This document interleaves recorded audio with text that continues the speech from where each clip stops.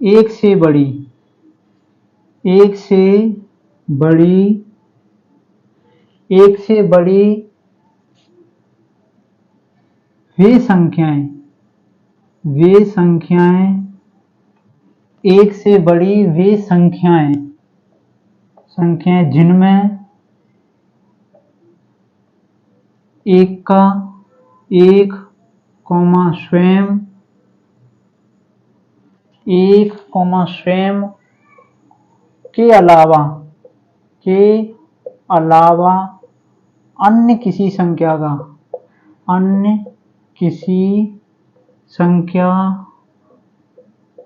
का, एक से बड़ी वे संख्याएं जिनमें एक स्वयं के अलावा अन्य किसी संख्या से भी, अन्य किसी संख्या से भी विभाजित हों, विभाजित हों, विभाजित हों, भाज्य संख्या कहलाती हैं। भाज्य संख्याएं कहलाती हैं। कैसी संख्या कहलाती हैं? भाज्य संख्या कहलाती हैं। डेफिनेशन समझ में आई आपकी? तो जैसे एग्जाम्पल देखो, इसके एग्जाम्पल जैसे आपके 4 है, 9 है, 12 है, 20 है, 100 है, ये सारी संख्या कैसी हैं? ऐसे बहुत सारी संख्याएं हैं। तो 4 में 1 का जा रहा है, 2 का जा रहा है, यानी कि 1 का हो गया, अन्य संख्या कौन सी हो गई? 2 हो गई और 4 स्वयं हो गई। तो जो कैसी भाज्य संख्या है, ऐसे इसमें किसका जा रहा है? 1 का जा रहा है, 9 का जा रहा है, 3 का जा रहा है। तो ये संख्या कैसी हो गई? भाज्य संख्या हो गई। तो भाज्य संख्या या यौगिक संख्या एक से बड़ी वे संख्या, एक से बड़ी क्यों? क्योंकि एक को भाज्य संख्या में नहीं रखा जाता है। ठीक है। अब दूसरी संख्या देखो, पहली हो गई नंबर 1। नंबर 2 सहअभाज्य संख्या, सहअभाज्य संख्याएं, सहअभाज्य संख्याएं। हाँ, दूसरी संख्या कौन सी? सहअभाज्य संख्याएं। या इनको असहभाज्य संख्या, असहभाज्य संख्याएं। इंग्लिश में इनको क्या बोलते हैं आप? Coprime, coprime numbers. इनकी भी डेफिनेशन देखो।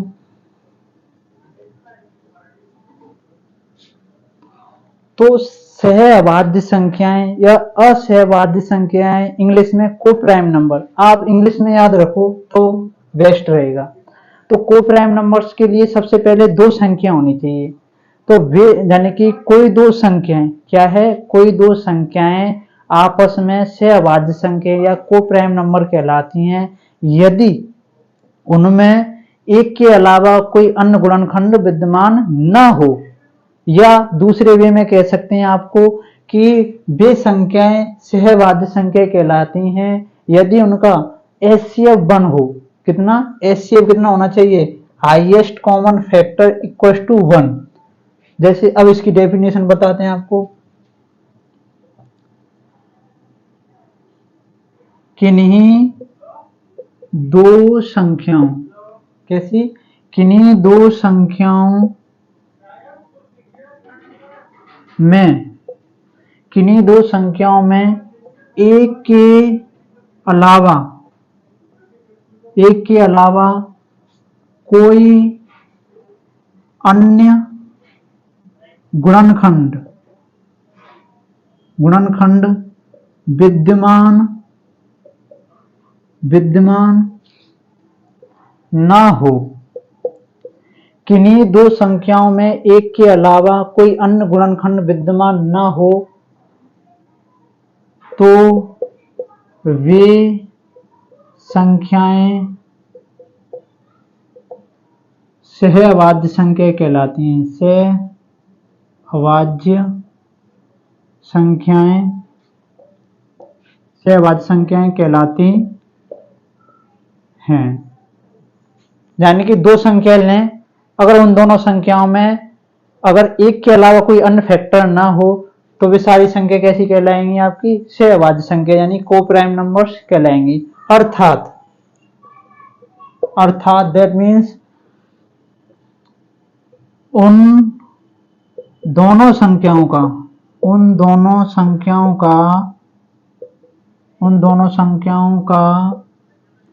महत्तम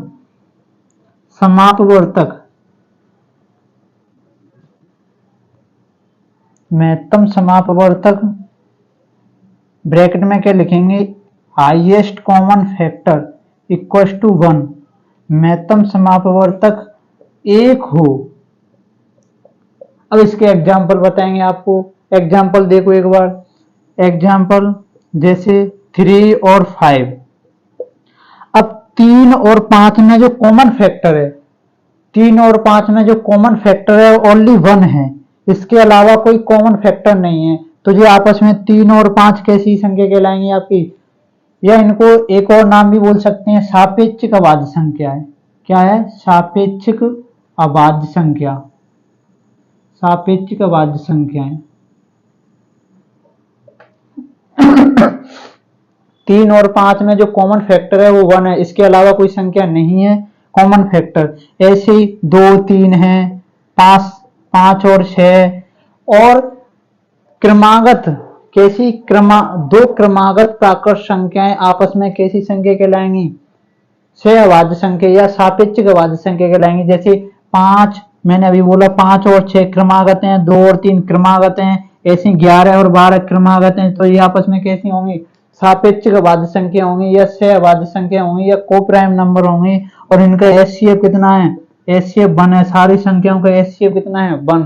तो अभी आपने दो डेफिनेशन पढ़ी, अभाज्य संख्या, दूसरी है सापेक्षिक अभाज्य संख्या। तो भाज्य संख्याओं में एक स्वयं के अलावा कोई तीसरी संख्या का भी क्या होना चाहिए? फैक्टर होना चाहिए या विभाजित होनी चाहिए। तो वे सारी संख्या कैसी? भाज्य संख्या कहलाएंगी। एक भाज्य संख्या नहीं होती है। उसके बाद में सहअभाज्य संख्याएं या सापेक्षिक अभाज्य संख्या या को प्राइम नंबर में अगर दो संख्याएं सापेक्षिक अभाज्य संख्या कहलाएंगी यदि उनमें कॉमन फैक्टर 1 हो, यानी कि महत्तम समापवर्तक कितना होना चाहिए? 1 होना चाहिए। अब नेक्स्ट संख्या के बारे में आपको बताते हैं।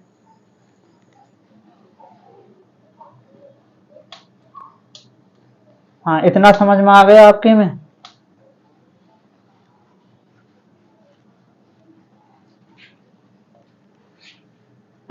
हाँ, एक दूसरे से रिलेट हैं सारी संख्याएं। हाँ, जिनकी ये जो वीडियो समझ में नहीं आए तो पिछली वीडियो को जरूर देखें। उसके बाद में आपकी अभाज्य संख्याएं। अभाज्य संख्याएं, अभाज्य संख्याएं। दूसरी इनको क्या बोलेंगे? रूट संख्याएं। रूट संख्याएं, सारे नाम याद होने चाहिए या फिर इंग्लिश में याद करो। रूट संख्याएं, इनको क्या बोलेंगे आप? Prime number. Prime number, prime numbers. अभाज्य संख्याएं, रूट संख्याएं या प्राइम नंबर।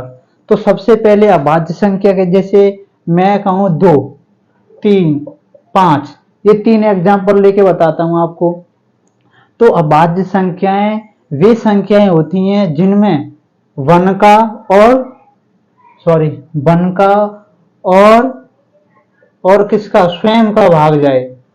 यानी कि अभाज्य संख्याएं या रूट संख्याएं या प्राइम नंबर्स वे संख्याएं होती हैं जिनमें स्वयं का और 1 का भाग जाए, अर्थात केवल 1 और स्वयं ही फैक्टर हो, यानी कि केवल उनके गुणनखंड स्वयं और 1 के अलावा कोई अन्य फैक्टर ना हो।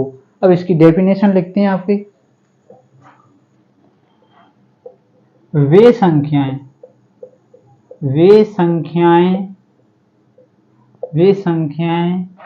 जो केवल 1 यानी कि 1 और स्वयं का मतलब वही संख्या। जैसे मान कर लो ये संख्या है तो मैं कहूं 2 तो 2 स्वयं हो गई, ठीक है, वे संख्याएं जो केवल एक और स्वयं से विभाजित हों, अर्थात जिनके केवल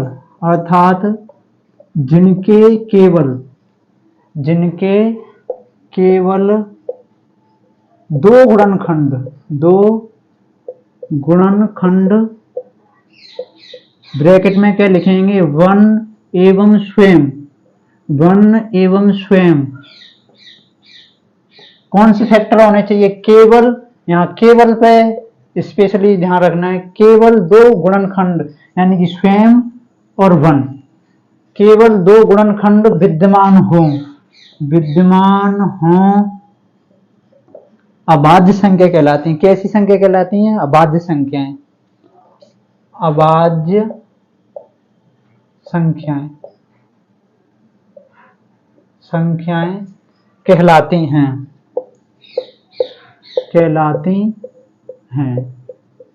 ठीक है, अब इसके एग्जाम्पल देखेंगे। अब इसको मिटा दो।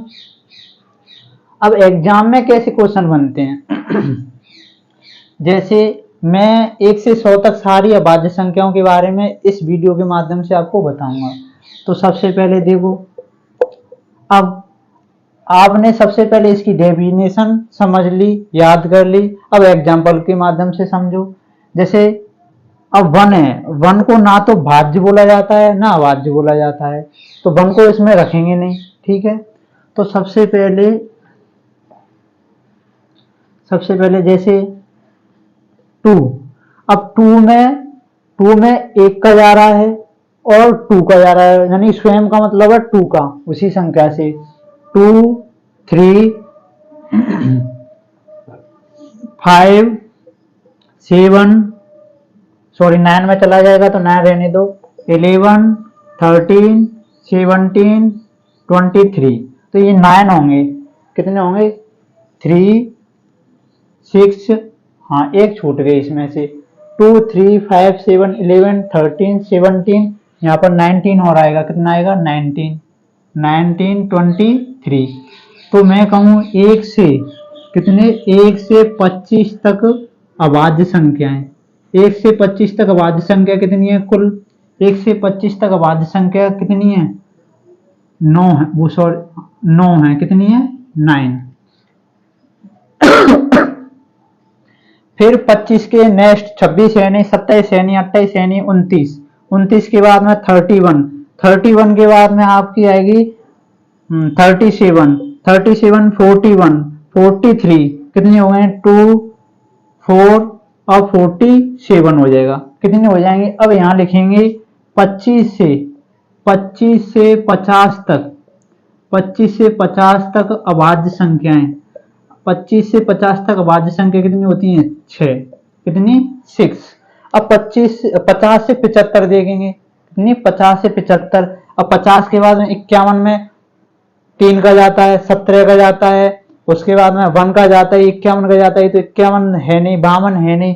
अब उसके बाद में 54 में 2 का जाता है, 53 के बाद में 59, 61 के बाद में 67, 71 में 73, कितनी हो गई, 2, 4, 6। तो 50 से 75 तक, 50 से 75 तक अभाज्य संख्याएं,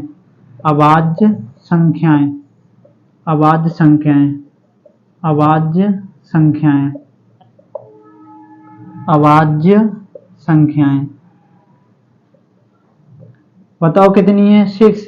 अरे इतना तो समझ में आ गया, ये भाग लगा के देखना तुम, मेरे को तो याद है इसलिए बता दी। हाँ, उसके बाद में देखो, हाँ अब 75 से 100 तक देखेंगे, तो 73 हो गया, 73 के बाद में 79, कितना, 79, 83 के बाद में कितना आएगा, 89 के बाद में अब 97। ठीक है, तो ये कितना हो जाएंगे, 75 से 100 तक अभाज्य संख्या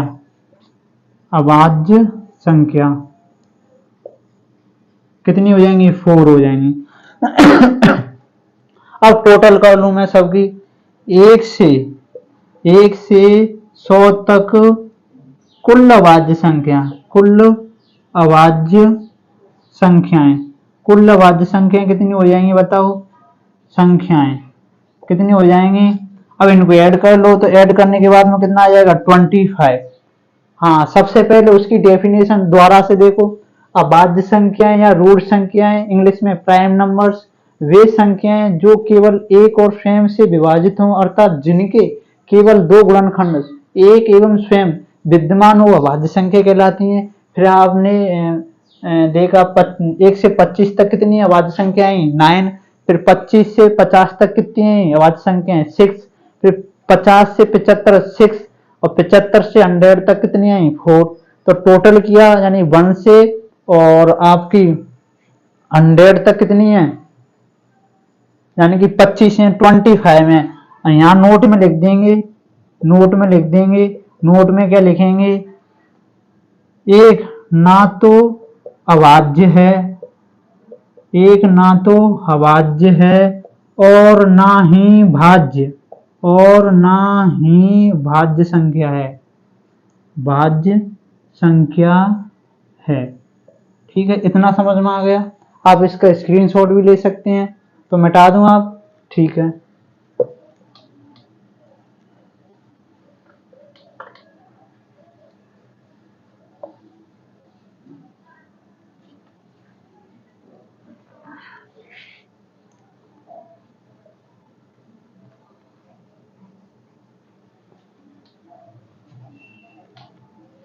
अब इसकी जांच कैसे करेंगे।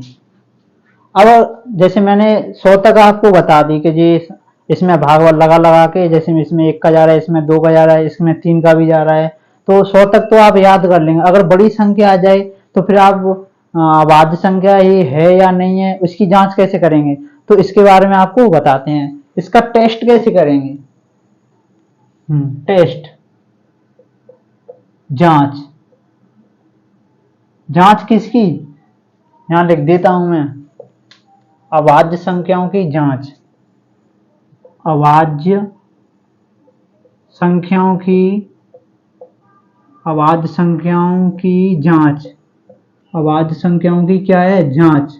अभाज्य संख्या यानी कि जो 100 से बड़ी संख्या है, ये अभाज्य है या नहीं। जैसे मैं एग्जांपल के थ्रू आपको बताता हूं मैं, जैसे मैंने कहा एग्जांपल एक 41 ले लिया मैंने, सॉरी 481 ले लिया, दो संख्या लेता हूं, 481, एक इधर ले लिया, 881 ले लिया। अब इन दोनों संख्याओं की क्या है, अभाज्य संख्या है या नहीं है। तो सबसे पहले इसकी क्या है, नजदीक क्या देखेंगे, पूर्ण वर्ग संख्या देखेंगे। तो मैंने दो संख्या देखी इसकी, जैसे 21 का वर्ग कितना आता है, 441, 22 का वर्ग कितना आता है, 484।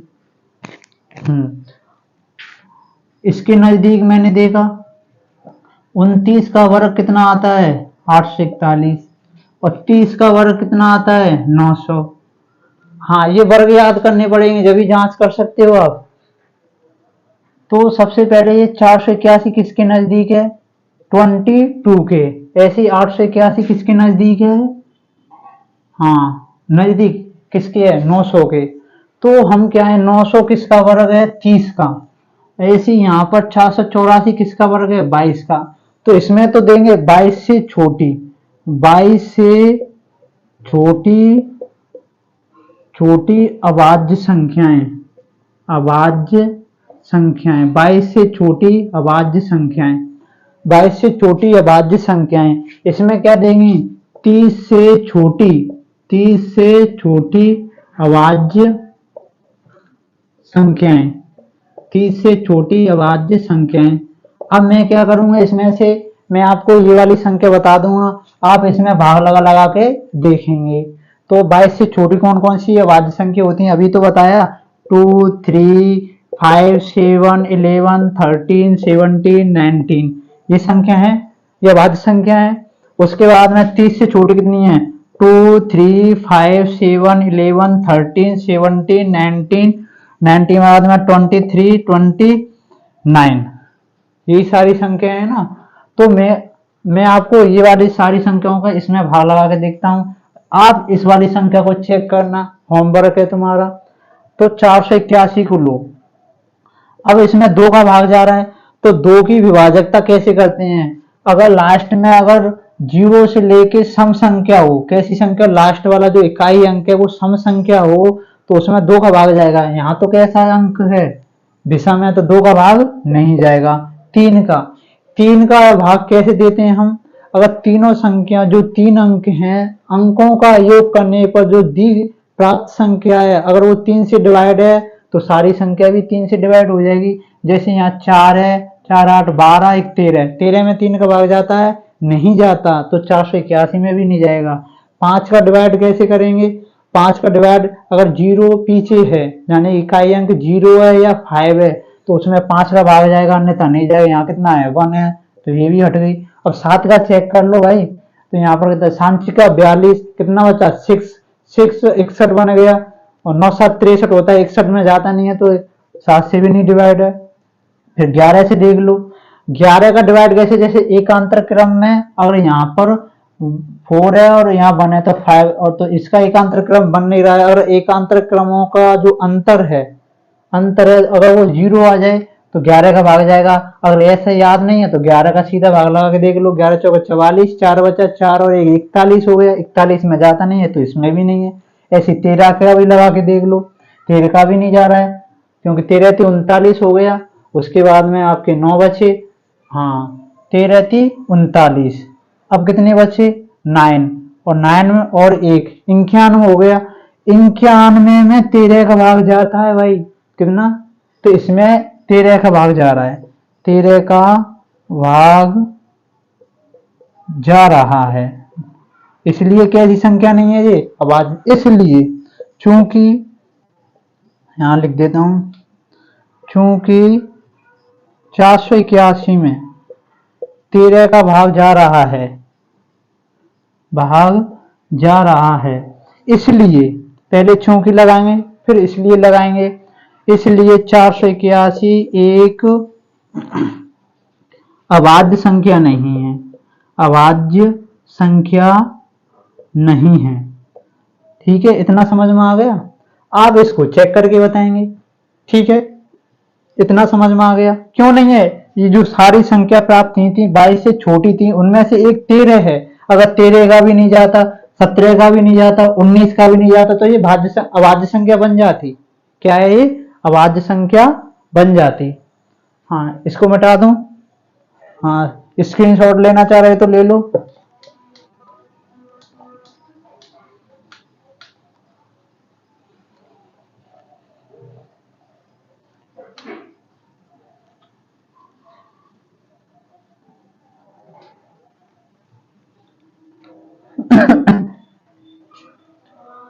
अब देखो, आपकी 3 संख्याओं की डेफिनेशन हो गई, भाज्य संख्या, उसके बाद में सहअभाज्य संख्या या सापेक्षिक अभाज्य संख्या, उसके बाद में अभाज्य संख्या या रूढ़ संख्या। अब नेक्स्ट संख्या कौन सी है आपकी, हाँ जुड़वा अभाज्य संख्या। कौन सी है, जुड़वा अभाज्य संख्या। आपने यूं कह रहे होंगे ये नए नए नाम कहाँ से आ रहे हैं, जुड़वा अभाज्य संख्या, हमने तो पढ़े नहीं है। जुड़वा अभाज्य संख्या, जुड़वा अभाज्य संख्याएं, इनको बोलेंगे क्वींस, क्वींस प्राइम नंबर। ठीक है, जुड़वा अभाज्य संख्या क्या कौन सी होती हैं, तो जुड़वा अभाज्य संख्या, तो हम क्या करेंगे, सबसे पहले हम, जुड़वा का मतलब क्या होता है 2, और आगे क्या लगा है अभाज्य, तो 2 अभाज्य संख्याएं क्या है, 2 अभाज्य संख्याएं जुड़वा अभाज्य संख्या कहलाती हैं यदि उन 2 अभाज्य संख्याओं के मध्य में एक प्राकृत संख्या विद्यमान हो। दोबारा से देखो, एग्जाम्पल से समझो, जैसे 3 और 5 है, 3 भी अभाज्य संख्या है और 5 भी अभाज्य संख्या है, 2 अभाज्य हो गई, तो 3 और 5 कैसी होंगी, ट्विंस होंगी। कैसी होंगी, ट्विंस होंगी। अगर इनमें एक प्राकृत संख्या विद्यमान हो तो इनके मध्य में प्राकृत संख्या कौन सी है, 4 विद्यमान है। ऐसे 11 और 13 ये भी अभाज्य, हाँ लेकिन कैसी होनी चाहिए, अभाज्य संख्या होनी चाहिए दोनों, ऐसे नहीं है। जैसे मैंने 10 लिख दिए और यहाँ पर मैंने कितना लिख दिया, 12 लिख दिया, कितना 12। लेकिन ये भी कैसी नहीं है अभाज्य संख्या, ये भी अभाज्य संख्या नहीं है। जैसे मैंने यहाँ 7 है, ये 9 है, ये तो कैसी है अभाज्य संख्या है, लेकिन ये भाज्य संख्या है। तो ये आपस में कैसी नहीं कहलाएंगी, ट्विंस प्राइम नंबर नहीं कहलाएंगे आपकी। कैसी, दोनों संख्या कैसी होनी चाहिए, अभाज्य संख्या होनी चाहिए। और उन दोनों अभाज्य संख्याओं के मध्य में एक प्राकृत संख्या विद्यमान है, तो वे आपस में कैसी कहलाएंगी, आपकी जुड़वा अभाज्य संख्या या ट्विंस प्राइम नंबर्स कहलाएंगी। जैसे और एग्जांपल बताऊं मैं आपको, 41 और 43। अब 41 भी कैसी है अभाज्य संख्या है, और 43 भी कैसी है अभाज्य संख्या है, और इनके मध्य में एक प्राकृत संख्या कौन सी विद्यमान है, 42। कौन सी है, 42। इन सारी चीजों से एक रिजल्ट, हाँ यहाँ पर कौन सी प्राकृत संख्या विद्यमान है, 12 है। एक चीज देखो यहाँ पर और भी 29 और 31, इनके बीच में कौन सी संख्या है, 30। ये भी अभाज्य है, ये भी अभाज्य है, अभाज्य है। और एक संख्या कौन सी है, प्राकृत संख्या 30। ये यहाँ पर भी 30 है, यहाँ 42 है, यहाँ 12 है। इसमें भी 6 का भाग जा रहा है, इसमें भी 6 का भाग जा रहा है, इसमें भी 6 का भाग जा रहा है, लेकिन इसमें नहीं जा रहा है, तो इसको हटा देंगे, एक नियम बना देंगे। यानी कि जुड़वा अभाज्य संख्याओं में 3 और 5 के पेयर को छोड़कर, 3 और 5 के पेयर को छोड़कर जो शेष सारी जुड़वा अभाज्य संख्याएं हैं, उनकी जो मध्य की जो प्राकृत संख्या है वो सदैव 6 से डिवाइड होती है। किससे, 6 से। अब इसकी डेफिनेशन लिख दूं एक बार, साथ ही साथ लिखा करो, पहले समझो फिर लिखो। उसके बाद में देखो, दो अभाज्य संख्याएं, दो अभाज्य संख्याएं, दो अभाज्य संख्याएं जुड़वा, जुड़वा अभाज्य, दो अभाज्य संख्याएं जुड़वा अभाज्य, अभाज्य संख्याएं कहलाती हैं यदि, यदि उन दोनों के मध्य में, यदि उनके मध्य में, उनके मध्य में एक प्राकृत संख्या, एक प्राकृत संख्या विद्यमान हो, विद्यमान हो। हाँ, दो अभाज्य संख्याएं, दो अभाज्य संख्याएं जुड़वा अभाज्य संख्याएं कहलाती हैं यदि उनके मध्य में एक प्राकृत संख्या विद्यमान हो। समझ में आ गई? देखो एग्जाम्पल देखो इसके, अरे समझ में आ रही है, हाँ हाँ भर रहे हो। वैसे जैसे 3 और 5, 3 भी कैसी है अभाज्य, ये भी अभाज्य। हाँ, इसके मध्य में कौन सी संख्या है, 4 है। कौन सी है, ये प्राकृत संख्या है। 4 बिलोंग्स टू क्या है, n में से ये नेचुरल नंबर। ऐसी आपकी बोलूं मैं 11 और 13, इसके बीच में कितनी है, ये भी अभाज्य संख्या है, ये भी अभाज्य संख्या है, इसके बीच में 12 है। ऐसे 20, 29 और 31, ये भी कैसी है, जुड़वा अभाज्य संख्या है, क्योंकि इसके मिड में कौन सी प्राकृत संख्या है, 30 है, ये भी n से है। ऐसे मैंने 41 और 43, 41 और 43, अगर इसमें कौन सी है, 42 बिलोंग्स टू n, यानी 42 किसमें विद्यमान है, n का मतलब क्या है, प्राकृत संख्या से, नेचुरल नंबर से। वीडियो फर्स्ट में नेचुरल नंबर्स की जो परिभाषा आपको बता दी है, याद रखी होगी तुमने। अब देखो एक नोट लिखेंगे, नोट लिखेंगे, 3 और 5 को छोड़कर, शेष 3, 5 को छोड़कर शेष जुड़वा अभाज्य संख्या, शेष जुड़वा अभाज्य संख्याओं में,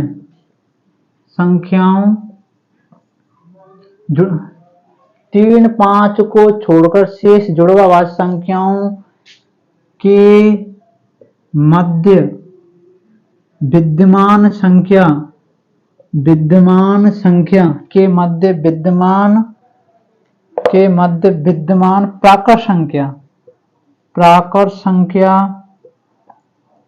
संख्या सदैव 6 से डिवाइड यानी कि विभाजित होती है, सदैव विभाजित होती है। क्यों? देखो 42 6 से डिवाइड है, 30 भी 6 से डिवाइड है, 12 भी 6 से डिवाइड है, ये यहाँ 4 6 से डिवाइड नहीं है, इसको हटा दिया, लो रूल बन गया आपका। हाँ, तो अब कितनी हो गई? 4। अब नेक्स्ट संख्या भी पढ़ो।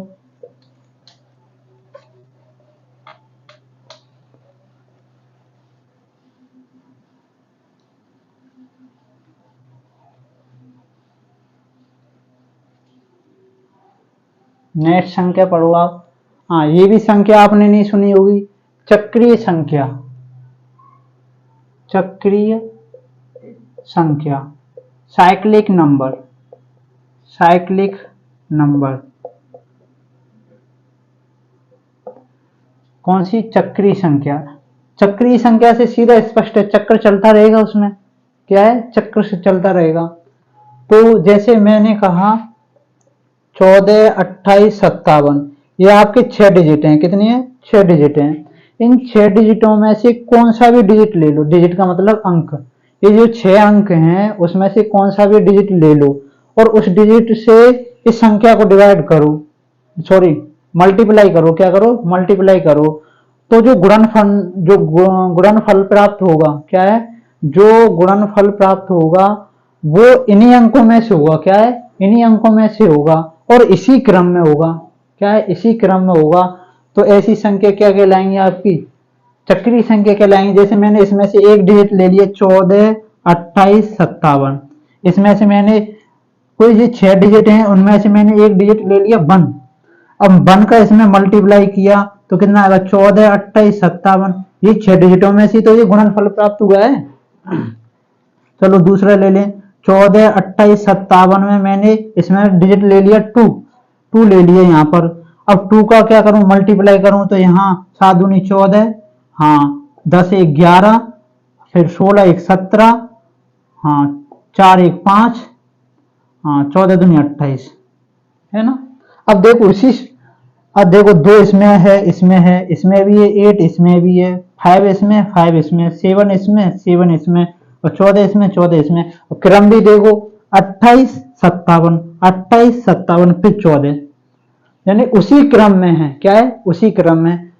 इस एग्जाम्पल के माध्यम से आप डेफिनेशन को याद करो। n अंकों की, यहाँ पर 6 अंक हैं तो मैं अब क्या ले लूंगा? n अंक ले लूंगा। क्या पता कितने अंकों की हो, 1 अंक की भी हो सकती है, 5 अंक की भी हो सकती है।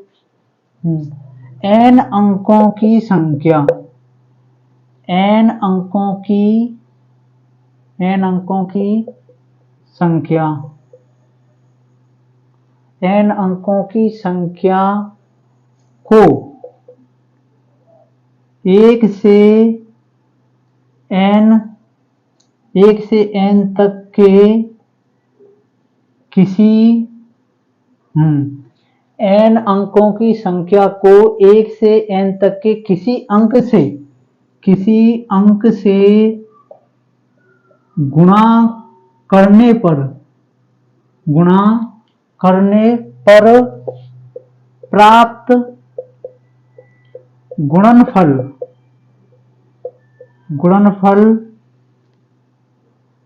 उन्हीं n अंकों,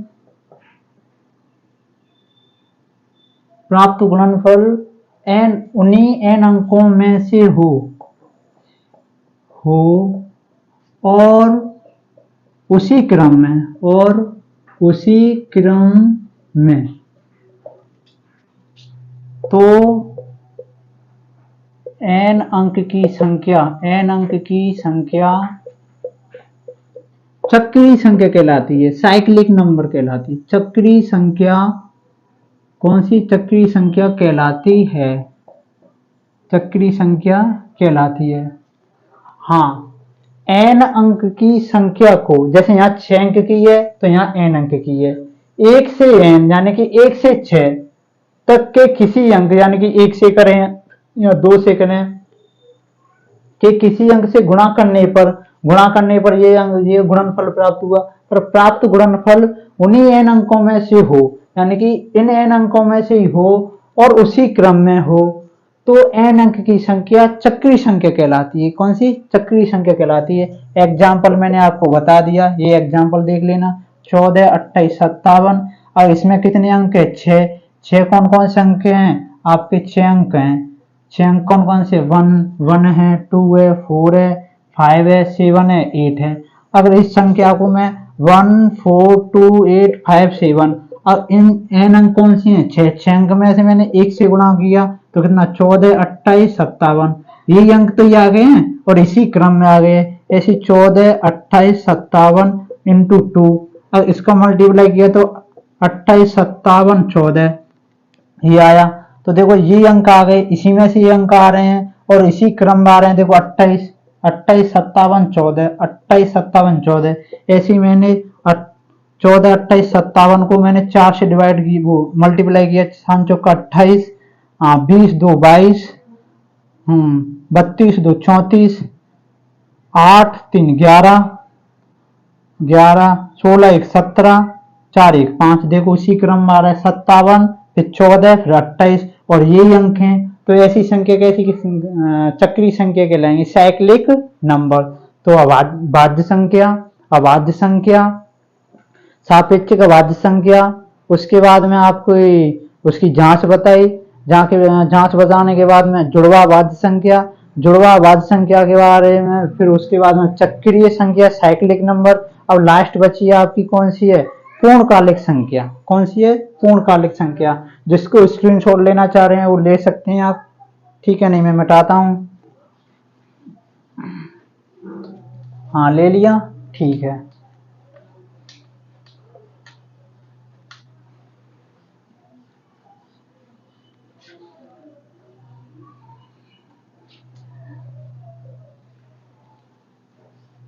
अब लास्ट संख्या के बारे में, अब पूर्णकालिक संख्या, पूर्णकालिक संख्या, पूर्णकालिक संख्या। पूर्णकालिक संख्या के को आप एग्जाम्पल से समझो पहले, फिर एग्जाम्पल से समझने के बाद में आपको डेफिनेशन लिखाना बताता हूं। जैसे संख्या है 6, संख्या है 6। 6 को कैसे लिख सकते हैं? 6 में किस किस संख्या का, यानी कि 6 के कौन कौन से फैक्टर हैं? यानी कि 1 है, 2 भी है, 3 भी है, और 6 को छोड़ दो। 6 भी है पर उसको छोड़ दो, यानी कि 6 के अलावा कौन कौन से फैक्टर हैं? 1 2 3। अगर इनका योग 6 के बराबर आ रहा है तो ये कैसी संख्या है? पूर्णकालिक संख्या है। जैसे 24 है, कितना है? 24। 24, हाँ 24 वाले में 24 को छोड़ो और उसके 24 के अलावा जितने भी फैक्टर हैं वो लिखो। जैसे 1 भी है, 2 भी है। 24 में 1 का भाग जा रहा है, 2 का जा रहा है, 3 का जा रहा है, 4 का जा रहा है, 6 का जा रहा है, 8 का जा रहा है और 12 का जा रहा है। हाँ उसको छोड़ दो। अब इनका ऐड करो तो ये कितना हो गया? 20। ये कितना हो गया आपका? 26। ये कितना हो गया? 30, 33, 32, वो 35, 36। तो ये इसके इक्वल नहीं है, तो ये आपकी पूर्णकालिक संख्या नहीं है। अब जैसे 12 देखो, 12 में 12 को छोड़ के शेष फैक्टर देखो।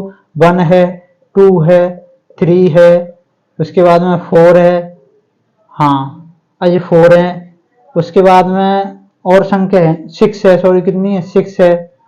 तो 10, 15, 1 16, ये भी इसके इक्वल नहीं है, तो ये भी आपकी पूर्णकालिक संख्या नहीं है। कौन सी? अब 28 देखो, कौन सी? 28। 28 देखो तो 28 में क्या करेंगे हम? 1 का भी जा रहा है, 2 का भी जा रहा है, 4 का भी जा रहा है, 7 का भी जा रहा है। 7 के बाद में आपका कौन सा जा रहा है? 14 का जा रहा है। उसके बाद में किसी संख्या का जा नहीं रहा है, तो 21, 21 और 4 कितने हो गए? 25, 25 3 28। ये बिल्कुल परफेक्ट है। तब इसकी डेफिनेशन देखेंगे। संख्या n क्या है? संख्या n एक पूर्णकालिक संख्या कहलाती है, पूर्णकालिक संख्या कहलाती है, पूर्णकालिक संख्या कहलाती है।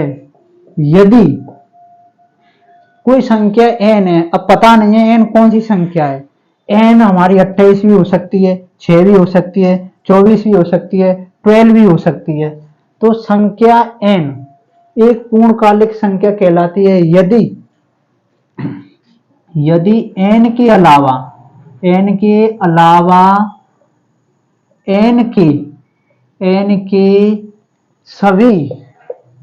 सभी गुणनखंडों का योग, ये आपके गुणनखंड ही तो हैं, ये गुणनखंड है, गुणनखंडों का योग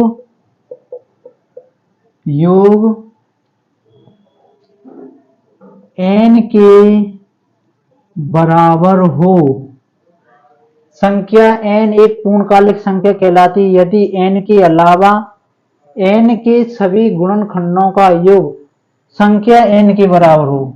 संख्या, यहां लिख देता हूं दोबारा से, संख्या n के बराबर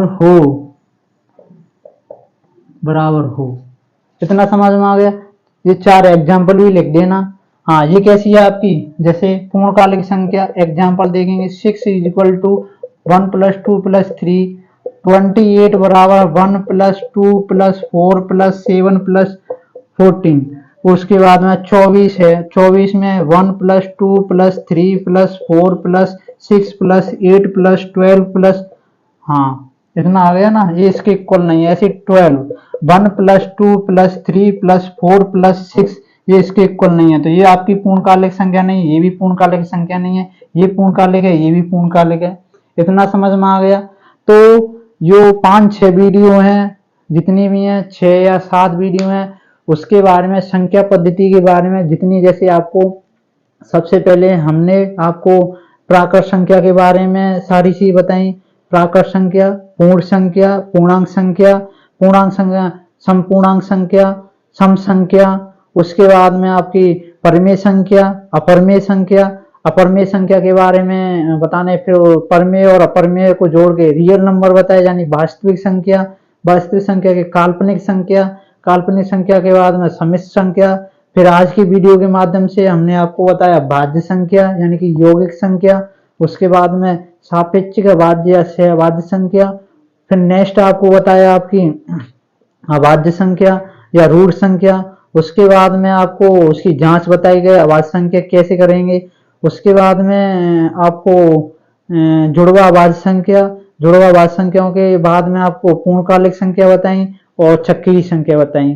तो सबसे पहले आपको टिप्सों पे याद होनी चाहिए, कौन सी संख्या किस में आती है और कौन सी संख्या को किससे रिप्रेजेंट करते हैं, इसका प्रतीक क्या है, और कौन सी संख्या को किस समुच्चय में रखेंगे।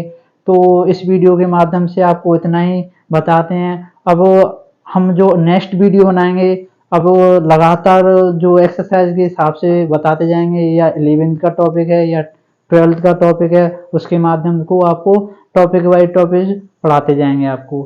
Thank you.